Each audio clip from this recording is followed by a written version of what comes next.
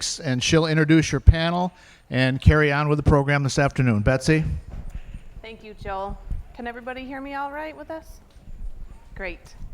So first off, I'd like to introduce the chair of our Empire State Milk Quality Board, and that is Chris Elliott with Ecolab. Chris, if you want to stand up. And then we do have a bunch of board members also here. So if anybody that's on the board, and then Carrie also, please stand up and be recognized. We meet 4 times a year, and we have a lot of sponsorship, and those are listed, I think, over here. So at the end, if we have any other sponsors present, we'd like them to stand up too. So without any further ado, I'd like to introduce our panelists. So starting on the far end, we've got John Richmond with Richmond Farms. We've got Ed Geyer, and then we've got from Millbrook Farms, Ron Space and Jeremy Brown. So, all right, to start off our roundtable questions, I'd like to thank you all again for coming. So, whoever wants to start first, what is the history of your farm? John, you want to start? Sure. Our farm was started in 1835 at the location we are at. We live south of Buffalo, little town called North Collins. My brother and I own the farm together, 50-50 LLC partnership. We purchased the farm from our parents in 1999. We milk 200 cows 3 times a day, raise all our own replacement heifers, and we also play a little in the genetic market, sending embryos overseas, selling bulls of studs, and selling select females at high-end sales. Ed Geyer, our current farm was started in 1909. My great-grandfather, and I took over in 2008 from my uncle. We have 35 milking right now and hope to expand. Okay, I'm Ron Space. This is Jeremy Brown. We're with Millbrook Farms. We're an LLC. Millbrook Farms actually started, like John, in 1806. Unlike John, we're not at the same location. In 1955, 56, my grandfather and my father moved the farm from Dryden, New York, which is just a little south of us, to Groton. Basically, there was land resources were not the best, and expansion wasn't real possible there, so my dad convinced my grandfather to move the dairy to its current location in Groton. We have about 770 cows, all total. Work about 1,200 acres, and we are a commercial dairy. We're members of Cuga Marketing, and which built the milk plant here in Auburn, Cuga Milk Ingredients. So, rather exciting venture, and that's the history. Jeremy, you want to add anything to that when you came on board? So I've been part of the team at Millbrook since August 2006 and full-time since May of 2008. I'm currently a non-family partner of the business, and I've been able to, accomplish a lot of things with the Space family. We've steadily grown the herd through the years, and I think we're in a pretty good spot right now. Great. The great thing about our producer panel today is that we've got a wide range of not only cow numbers, but housing facilities as well. Ed, do you want to start out with what type of housing do you have for your lactating and dry cows? And then do you want to talk about bedding and that sort of things? Currently, we have wood stanchions and a few tie stalls. I use hay to bed the cows with, and all summer they're out on pasture. You want me next? Sure, John, go ahead. Our cows are housed in free stalls. The barns are on the older side, built in the 80s, so they're not new and fancy and shiny like a lot of barns you see around the countryside. We converted to sand bedding in 2004, and that was one of the best moves we ever made as far as production, cow comfort, and quality. Our heifers are housed also in free stalls with sand bedding. And then the pre-fresh cows and baby calves are bedded pack with chopped hay. Go ahead, Jer. Okay. So all the animals except for the special needs cows are on mattresses and bedded with sawdust, and then the close-up maternity cows and the special needs hospital animals are on bedded packs that are bedded with shredded paper. Great. How about milking procedures? And then if you also want to talk about dry-off protocols, what's the important things there? Whoever wants to start. Our cows are milked in a double 10 rapid exit herringbone parlor. They're milked in cows like sections of 5. So 5 cows are stripped and then dipped and then dried and attached and then moved on to the next 5. Automatic takeoffs. Our parlor's a combination Deal-of-L Germania. We have them set so that the cow is actually still has a little milk left in her udder when the unit removes. We don't believe in milking them out dry. Dry off procedure, a lot of the cows are milking in the hundreds still when they're dried off, so they're segregated and taken off TMR, given some bedding hay per se to get them where they can be dried off without leaking milk for maybe 3 to 4 days, milked once a day, and then dry treated and put to the dry cow group. Okay, I'll do the milking procedure. We have a double 10 parlor, just like John, and very similar. The cows come into the parlor. The first 5 get stripped and dipped, and then they go back to cow number 1 again, wipe and attach that first 5, and then they do the same thing to the second 5. We have a Germania automatic takeoffs, and I think similar. We try not to milk them dry. We just put some new pulsators in and realized that we were probably over milking them. We had the Summer Dairy Institute out at the farm, and it was kind of fortunate through their studying and research.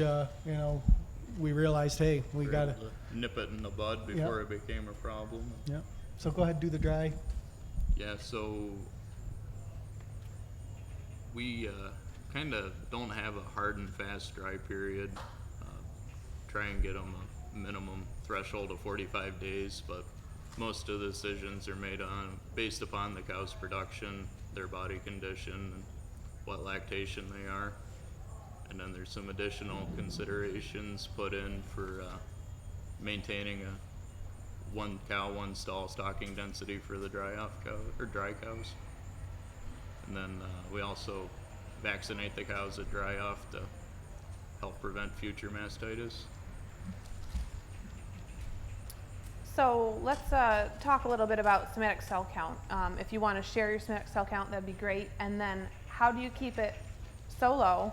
And then how do you monitor somatic cell count on a whole herd or individual cow basis?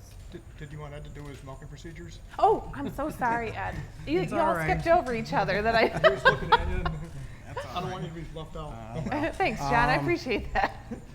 Currently, we have a pipeline, and I run 5 units by myself. I milk twice a day. I strip 2 or 3 cows, and then go back to the first cow and put the machine on, and then we pre and post dip all cows. Dry cow procedures, unless the cow flared up during the lactation, I just dry her off and don't worry about it. Any cow that flared up, I dry treat. Thanks, Want to Ed. go to your next subject? Do you need me to repeat the question? No, I got it. Okay, good. So our somatic cell, there's multiple ways that we monitor it. Our milk co-op has a website that I can either look up on the computer or on my smartphone that I pretty much look at every 2 to 3 days to monitor our bulk take somatic cell, because we're paid on quality, obviously. And then once a month when the milk tester's there, he does the individual cows, and when the papers come back, we pull the high sheet out to see who's on that. And then when cows calve they're all run on CMT before they're actually tested for antibiotics before their milk goes in the tank.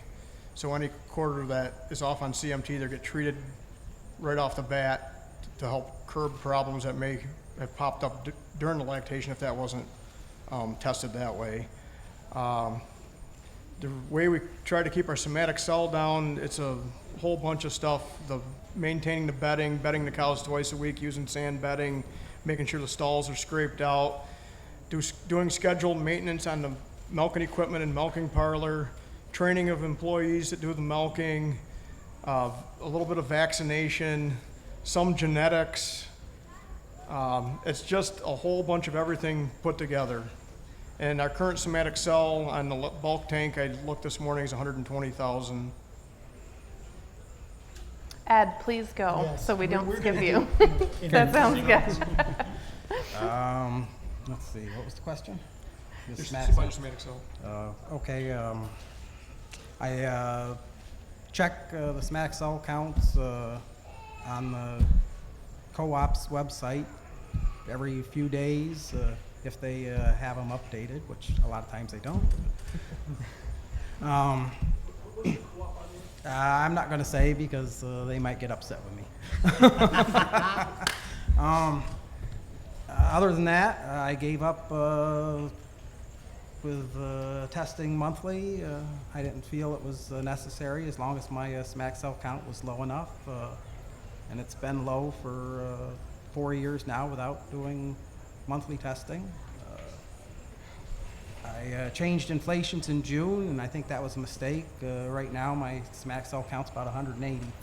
So I may go back to the old inflations. Okay, I'll do the first part. I check our milk quality results through dairy processing every morning. And so I'm looking at the bulk tank results every day.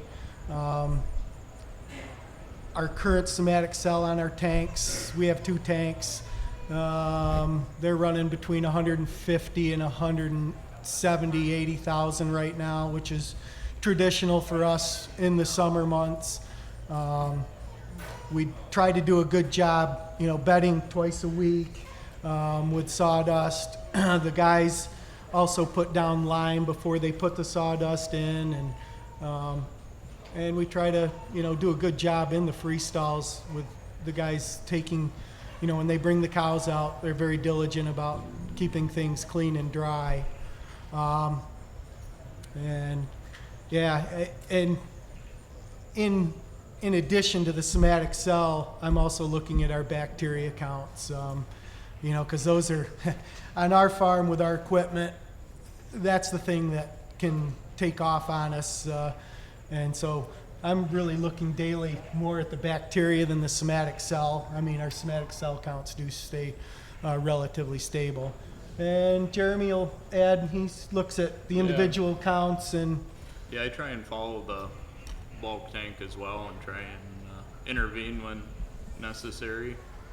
But I really got to take my hat off to the guys in the parlor. They do a great job finding clinical mastitis cases, and then we're able to deal with our subclinical cases as needed to maintain high quality milk.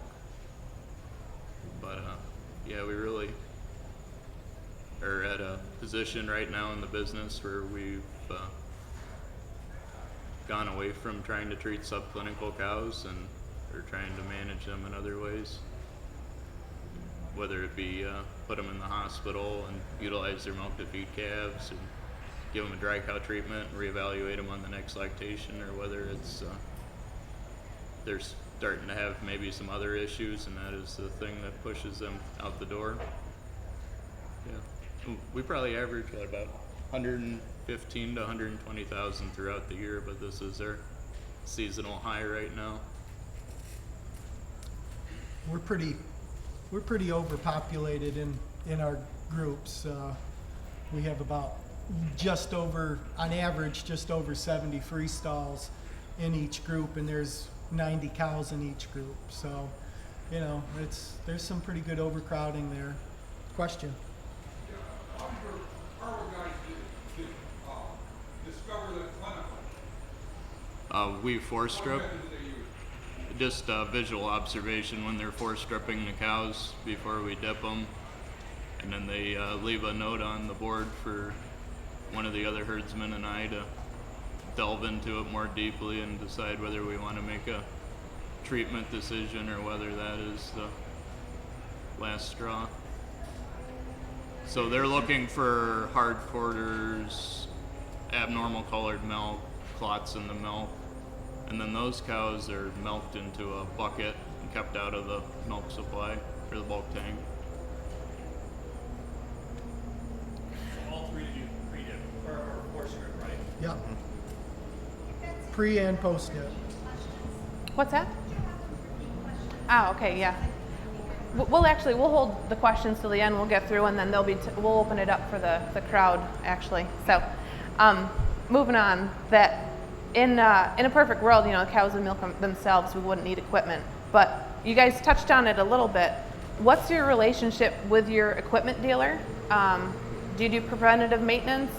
What things do you check in your equipment? And what changes have you made over the years? Speaking of that microphone, we got a tractor going by. We have a really, really close relationship with our equipment dealer. We do scheduled maintenance every 3 months. They don't even call to say they're coming, they just show up and do it. Send me the bill. It's the best money I ever spend, because if I can do away with a Sunday call or a night call, I'm saving money on not having to get a repair done on the off hour. And they're graphing all the pulsators to make sure they're working correctly, and I get them to change hoses on a scheduled basis instead of me just doing it whenever I get time.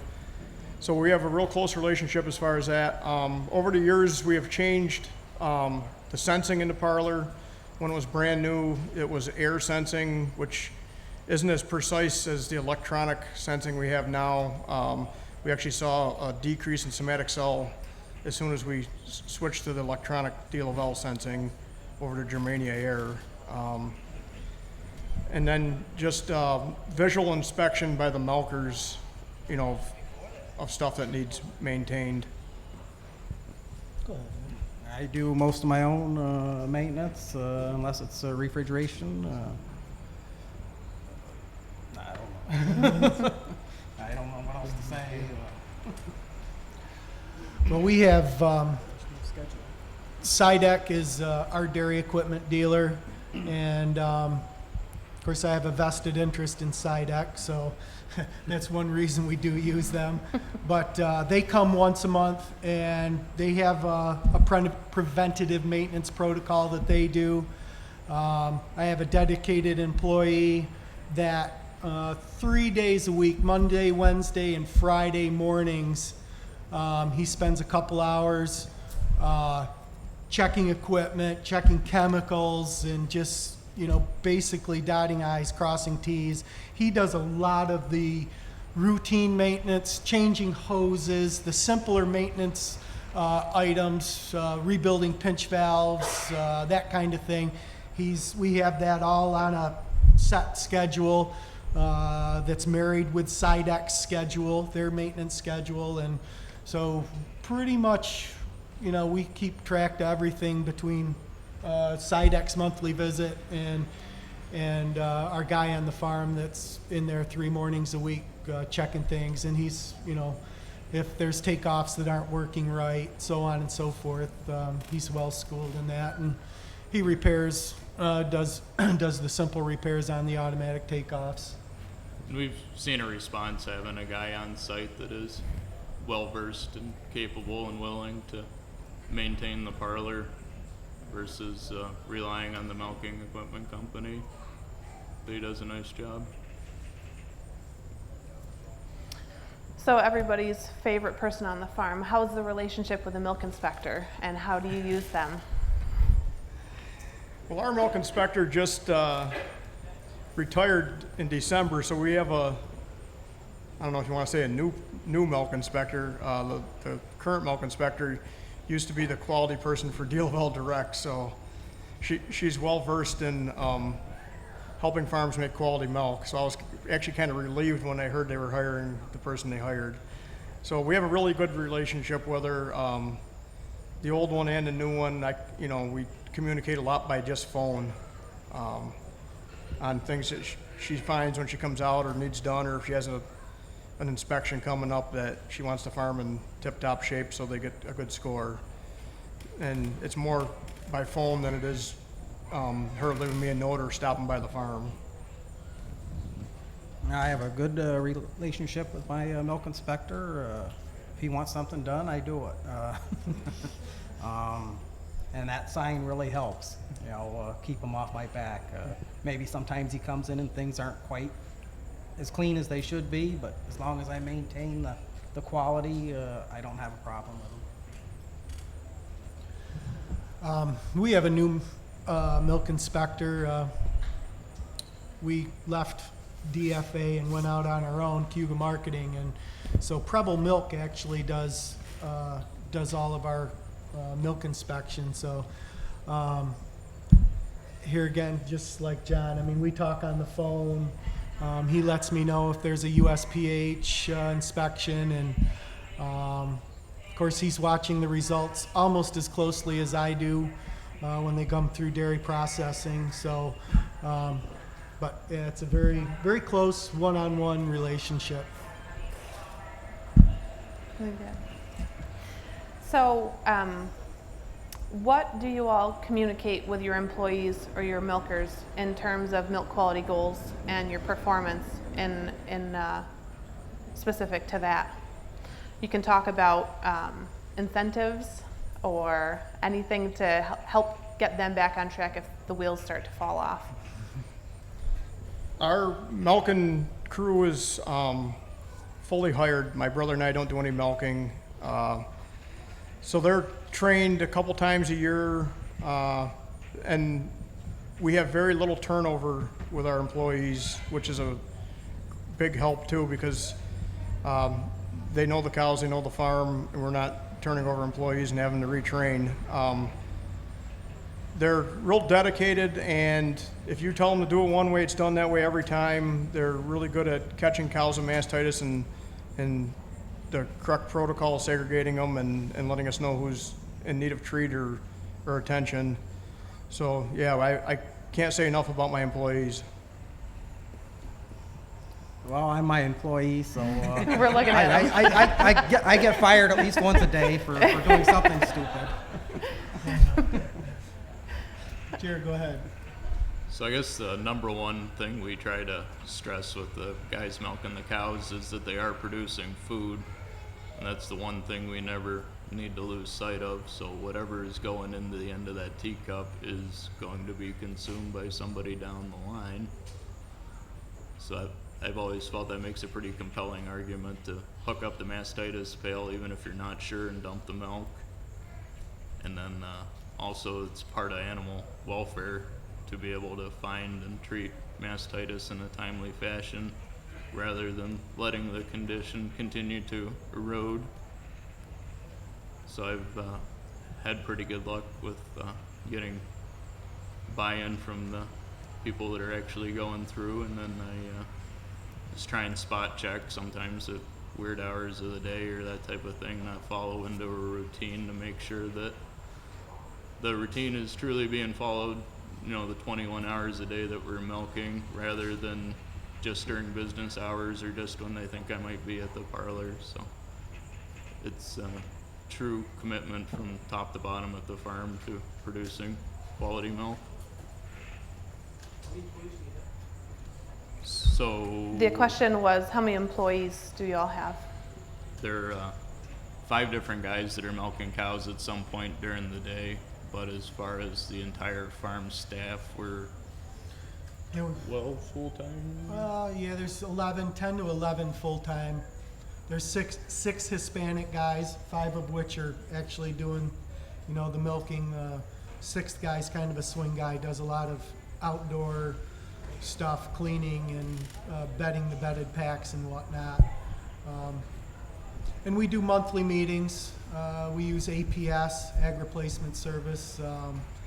And so we're always covering something at the meetings, whether, not every month are we touching on, milk procedures, but we try to cover other things and safety issues and things like that. So it's a very important aspect is having those meetings with the guys.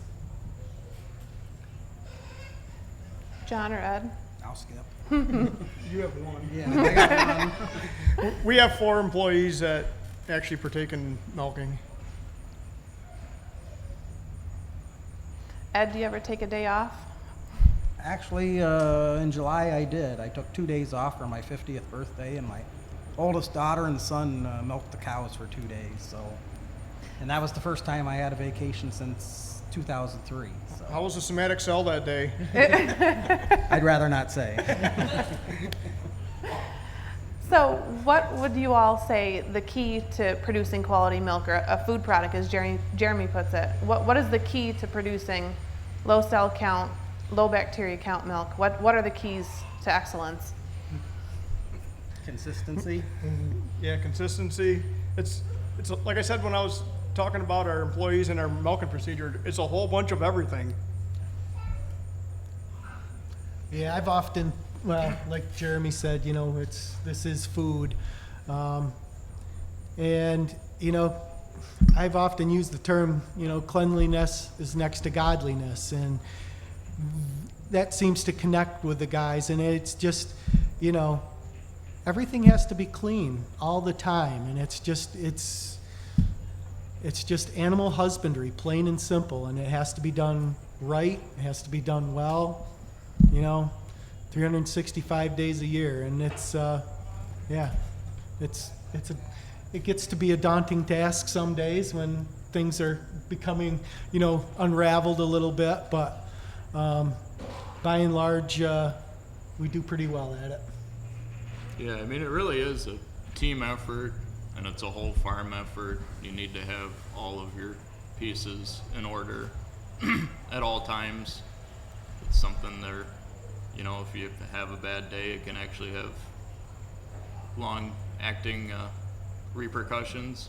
It may not seem like it, but it is a all-day, everyday commitment to producing a quality product and sweating the details. Yeah.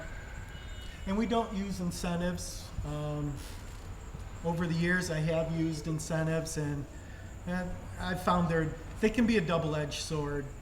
And it's better just, you pay the guys well, you treat them well, and, foster some teamwork and communication. That's what it takes. Anything to add, Ed? I feel so bad that I left you out the first time. I want to make sure you have your time to talk. I just said consistency. Consistency. I think is Great. a big thing. Is there anything else you all would like to add before we open it up to the crowd?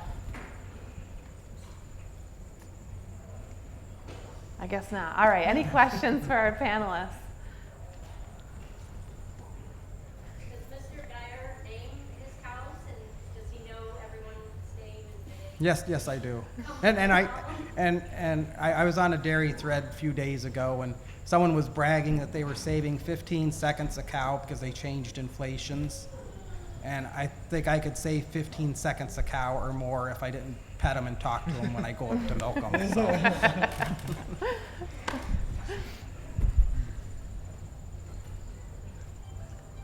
Anybody else? John Roberta. and Ron, do you have any cows that are more special than others? I'm assuming you do with yours. Our cows are all named too, believe it or not. All 200 milking and 200 plus heifers and bulls that are on the farm. And yeah, we have some pretty special cows that we're pretty fond of that have sent genetics to foreign countries and made us a lot of money.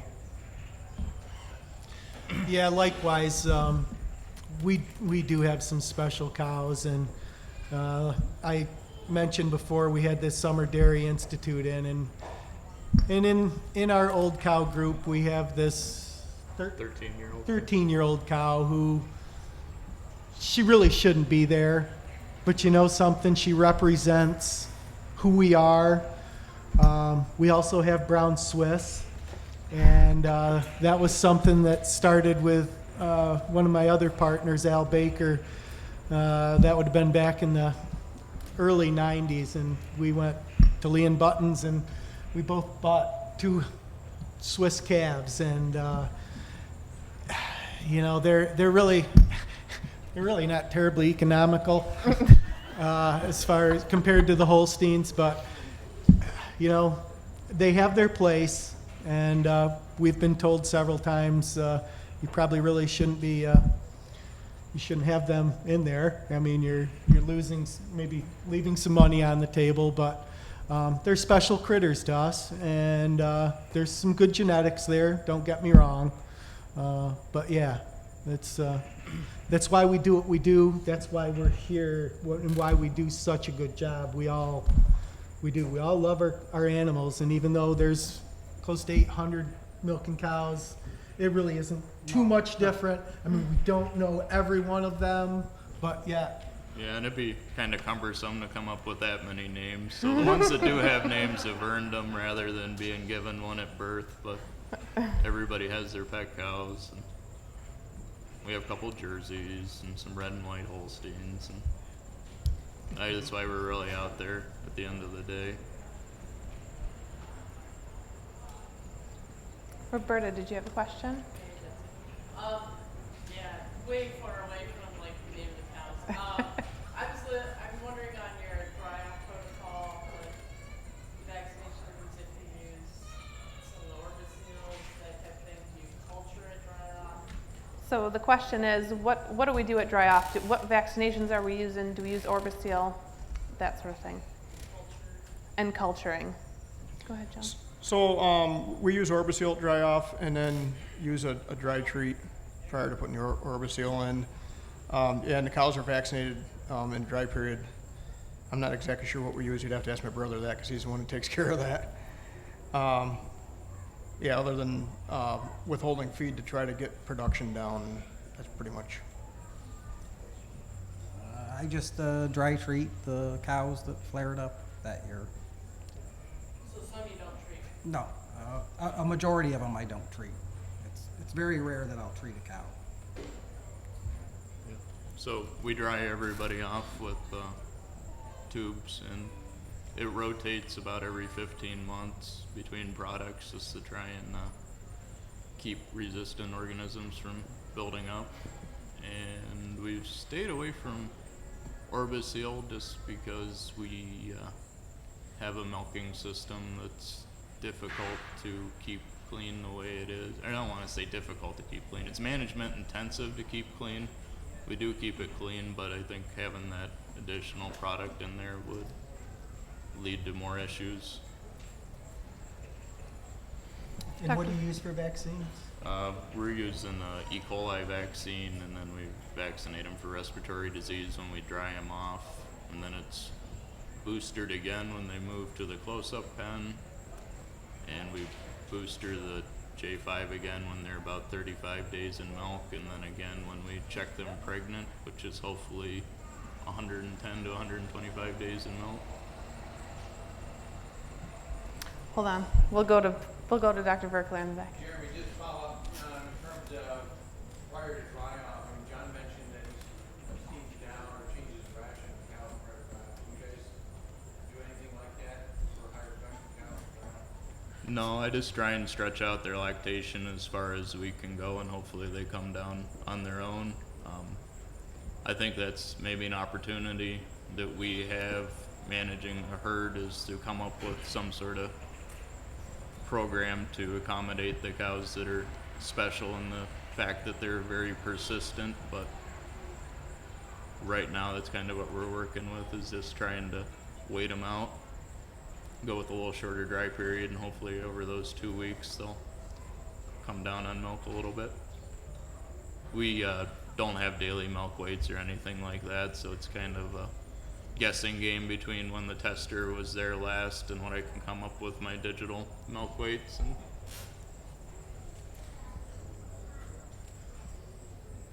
Did anybody else want to chime in there?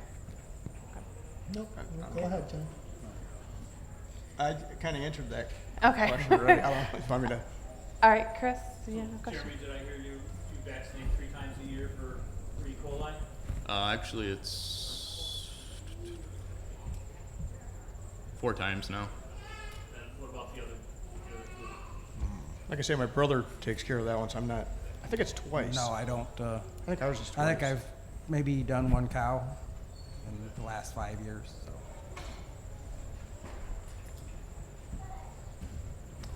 Any other questions for our panelists? Oh, Becky, please. What role do you feel genetics plays in your somatic cell count milk quality? The question is, overall, do they think genetics play a role in milk quality? I think you can't rule it out. If you look at genetic reports on bulls, they give you a somatic cell score, and that's figured in on productive life. So I think it has a little bit of a role anyways, especially if you're merchandising cattle. No, I have a closed herd, so I think genetics plays a high influence on the somatic cell count. That's just me. So. I agree with John in that you can kind of see a trend with bulls that have a higher PTA for somatic cell count usually end up with daughters that end up with a little more clinical mastitis. I guess the other thing we're looking for too is to get ideal teat placement and teat length and try and keep the udders shallow to minimize squawks and then keep everything as clean as possible. Dr. Verkler. Just wondering, if you were going to, over the next 10, 15 years, change your milking system, and for any of the 3 of you, I mean, any thoughts? Would you do it different? Big parlor, different parlor? Robots. Yeah, robot. Our current parlor is 15 years old, so it probably has 10 years of life left in it, maybe, depending on how much money I want to spend in it. So within 10 years, we'll probably change to some other type of milking system. Probably robots. My daughter's smiling over here. I think probably robots in the next 10 years, but we'll see. I think a lot of it's going to hinge on what the EPA does with the Clean Water Act. Yeah, our milking parlor was put in '88, so it's, but it's still in very good shape. And, given our footprint and where we're at, labor situation, probably the robotic milker will be the next technology that we will adopt. I'm thinking. I mean, it only, the technology just keeps advancing. Who knows? Maybe we'll have the robot in our existing parlor. So we'll see. Jerry, you? Yeah, I mean, I definitely agree. It's kind of an exciting time to be a young person involved with dairy. I'd really like to see the robotic rotary work out. I think that's kind of a great mixture between utilizing the robot technology and then also being able to group cows effectively and do things along those lines and be able to capture some of the economies of size and scale that are associated with commercial dairy farming and still be able to capture some of the technology and the consistency that robots have. Any other questions for our panelists? All right, well, let's give our panelists a round of applause. We appreciate them coming on today. So the last thing that I'd like to do we have any Super Milk winners in the crowd right now? If you do, please stand. It's a great award. I appreciate you guys coming in today. Give them a round of applause.